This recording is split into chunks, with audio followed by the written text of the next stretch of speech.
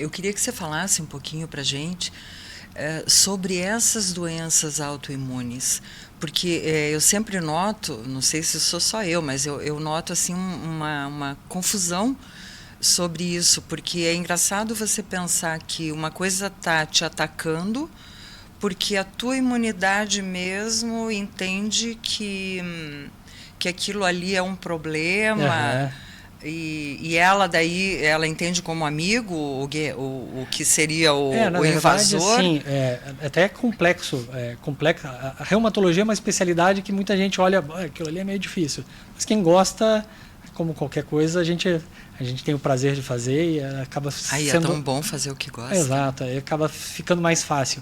Mas eu gosto de dizer assim, o que é o anticorpo é a nossa célula de defesa, né? Só que por algum motivo, né? Então assim, a gente agora com o Covid, por exemplo, o vírus entrou em contato com a gente e o organismo entende que às vezes começa a atacar, o anticorpo começa a atacar o vírus, mas ele entende ou uma proteína do próprio vírus, ou ele vai entender como o nosso corpo sendo o vírus. Aí ele começa a atacar o nosso corpo. Então, muitas doenças autoimunes foram desencadeadas pós-Covid. Né? Isso talvez futuramente a gente vai conseguir. Já tem estudos sobre isso, então Já tem aumentou. bastante descrições de doenças autoimunes E pós-Covid. tem ideia de quantas? Não sei dizer. Várias.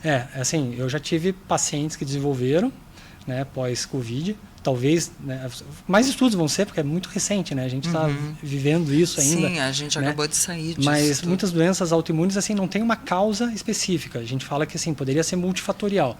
Então, por exemplo, lúpus é uma doença autoimune que é de mulher jovem, entre 20 e 40 anos. Questão hormonal pode ser, mas tem homem também, tem criança, tem idoso. Mas o mais comum é entre 20 e 40 anos. Talvez a doença autoimune que a gente fala que é mais abrangente, que pode comprometer pele, pulmão, rins, todo o órgão ele pode ser comprometido. E o lúpus leva à morte, então? Pode levar.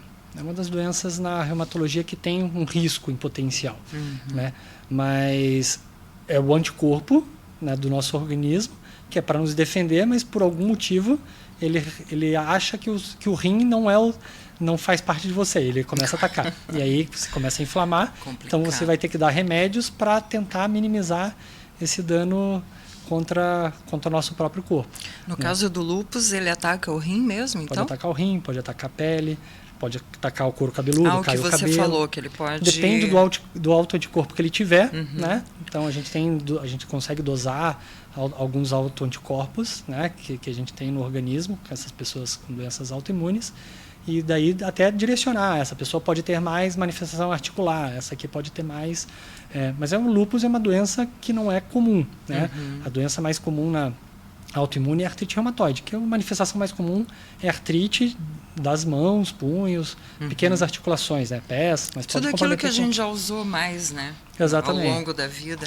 Mas assim, tem padrões, né? A gente fala que na reumatologia tem padrão de manifestação. Então, por isso que o reumatologista, quando vai perguntar, quais são as articulações que doem, quando que começa, quanto tempo, qual que piora no frio, piora no calor. Então, quando ele vai perguntando isso, ele já vai pensando na cabeça qual tipo de doença, ele vai excluindo uma, vai falando a favor de outras, né, para falar, não, por exemplo, artrose de mãos, que é do envelhecimento. Pode acontecer aos 40 anos, então, né?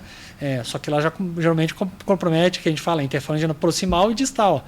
Artrite reumatoide já não, essa aqui, metacarpofalangianas e punhos. Então você vai juntando as informações como se fosse uma investigação eu gosto de dizer que reumatologista vai juntando as peças para juntar, para ver quem que é o responsável pelo crime, né? E vai investigando. Exato, mesmo, vai investigando, né? Caso a caso. E às vezes anos de evolução que você vai tentar chegar ao diagnóstico. Para mim, eu entendi a colocação e a informação, inclusive para nós, sobre algumas causas dentro do problema de reumatismo, advindos da lamentável pandemia, né? Do Covid. Como é que vocês, médicos e pesquisadores, começaram a perceber esse tipo de situação? Eu tive, assim, na minha prática, uma colega minha teve uma paciente que desenvolveu uma doença que chama dermatomiosite, que faz comprometimento muscular, fraqueza muscular, lesão de pele, pós-Covid. né? Aí a gente tem um grupo de reumatologistas que a gente, vocês já tiveram? Isso foi bem no início, ainda não tive. Aí você começa a ver, daí você já vai procurando.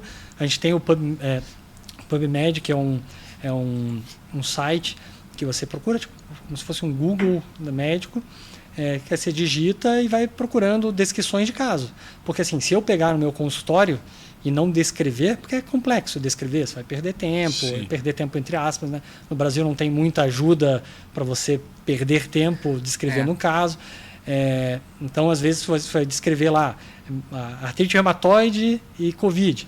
Aí você vai lá, tem uma descrição lá no Japão, tem uma descrição nos Estados Unidos. Aí você vai vendo, tem manifestações, tem manifestações, então tem que ficar atento, né? Porque pode ser coincidências também, né? Pode ser coincidência, pode não ser coincidência.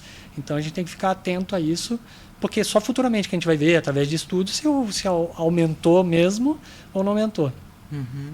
E fora lupus, qual mais que... Doenças autoimunes? Que tem assim mais conhecidas. É a doença autoimune mais comum.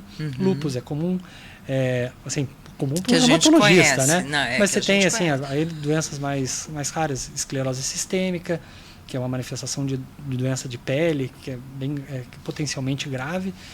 Você tem a dermatomiosite, que faz comprometimento muscular com lesão de pele. Você tem a polimiosite, que faz comprometimento só muscular, mas aí você tem subtipos dentro da polimiosite. E esse comprometimento muscular deixa a pessoa sem poder fazer alguns movimentos, incapaz de alguma coisa? Se for da manifestação, porque tem manifestações que são mais lentas, né? Que o paciente vai aos poucos tendo dificuldade para caminhar, para se levantar do sofá, e às vezes podendo comprometer gente jovem, né?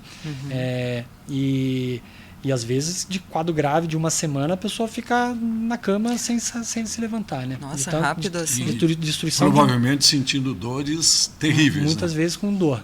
Muitas vezes sem dor, mas muitas vezes com muita dor, né? Aí tem vasculites, que são inflamações do vasos autoimunes, que você pode ter doenças que podem comprometer até crianças, como doenças que podem comprometer idosos, e às vezes diferencia com doenças ateroscleróticas, que são doenças que são mais comuns, né, que são mais prevalentes, que causam infarto. Então, são as doenças aí que existem que infelizmente potencialmente grave, né? Aí dentro das vasculites você abre um leque com um monte de doenças específicas.